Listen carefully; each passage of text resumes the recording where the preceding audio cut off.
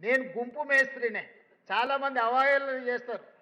నేనేమనుకోను, నేను గుంపు మేస్త్రిని. ఈ గుంపు అంతా నాది, గుంపుకు నేను మేస్త్రిని. ఈ గుంపు అంతా నాది, ఈ గుంపు నాది. ఈ గుంపే కదా నా బలము, ఈ గుంపే కదా నా ప్రతిష్ట, ఈ గుంపే కదా నా సంక్షేమాన్ని, నా అభివృద్ధిని ప్రజలకు తీసుకెళ్లేది. పేద ప్రజలకు, మా ప్రభుత్వానికి వారధులు, బ్రిడ్జ్ ఈ గుంపే కదా. అందుకే నేను గుంపు మేస్త్రిని అని చెప్పిన.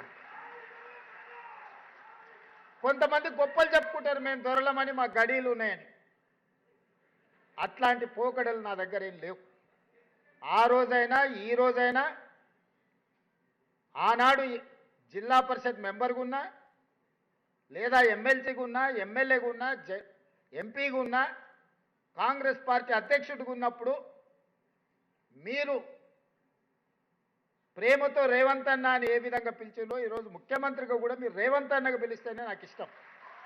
ఇది శాశ్వతం.